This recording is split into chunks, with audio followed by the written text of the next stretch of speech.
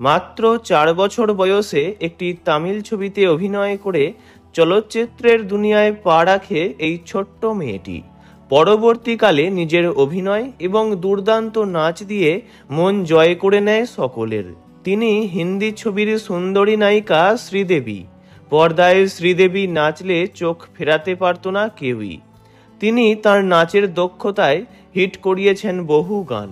তবে একটিবার অভিনেত্রী শ্রীদেবী নিজেরই অভিনীত একটি ছবির গানে কণ্ঠ দিয়েছিলেন এবং সে গান রীতিমতো সুপারহিট হয়েছিল। আজকের ভিডিওতে শুনব শ্রীদেবীর নিজ কণ্ঠে গাওয়া সেই দুর্লভ গানটি, সাথে জানব কিছু অজানা কথাও। তাই ভিডিওটি শেষ পর্যন্ত দেখার অনুরোধ রইল।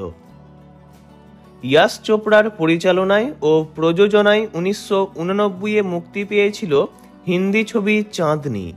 এই ছবিটি মুক্তি পাওয়ার আগে ইয়াশ চোপড়ার অনেকগুলি পুরুষ কেন্দ্রিক ছবি যেমন সিলসিলা, বিজয় ইত্যাদি ছবিগুলি পরপর ফ্লপ হয়। এরপরই ইয়াশ চোপড়া পুরুষ কেন্দ্রিক ছবির পরিবর্তে নারী কেন্দ্রিক ছবি বানাতে আগ্রহী হন এবং তখনই তৈরি করেন চাঁদনি ছবিটি। বলতে গেলে নাচে, গানে, গল্পে, রোম্যান্টিকতায় ছবিটি ব্যাপক জনপ্রিয় হয়।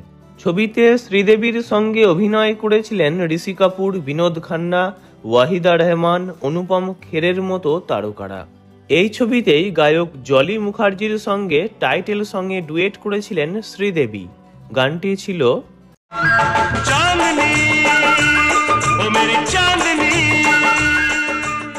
শোনা যায় ইয়াশ চোপড়া যখন শ্রীদেবীকে গান গাওয়ার প্রস্তাব দিয়েছিলেন তখন যেহেতু তিনি গায়িকা নন তাই সে প্রস্তাবে তিনি রাজি হননি। পরে ইয়াশ চোপড়া অনেক জোর করলে তিনি রাজি হয়ে যান এবং গানটি তিনি যখন রেকর্ড করছিলেন তখন শ্রীদেবীর কণ্ঠে গানটি ভালো লাগছিল না ইয়াশ চোপড়ার। তিনি বলে ওঠেন, ছাড়ুন, আপনাকে গাইতে হবে না। কিন্তু এখানেই শ্রীদেবী বলে ওঠেন, না না, আমি গাইব, এখন এভাবে গান ছেড়ে যেতে পারবো না। ইয়াশ চোপড়া জানতেন ছবি হিট করাতে গেলে শ্রীদেবীকে তার একান্ত দরকার।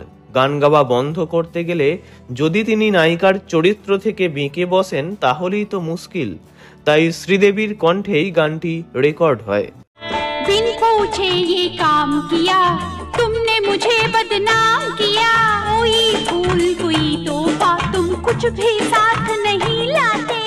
ছবির সাথে গানটিও দর্শক মহলে জনপ্রিয়তা পেয়েছিল, তবে এই প্রথম আর এই শেষ। এরপর আর কোনো ছবির গানে কণ্ঠ দেননি তিনি। ভিডিওটি ভালো লাগলে লাইক করবেন, অন্য কারোর বিষয়ে জানতে কমেন্ট করবেন, আর এমনই সব ভিডিও পেতে চ্যানেলটি অবশ্যই সাবস্ক্রাইব করবেন। ধন্যবাদ।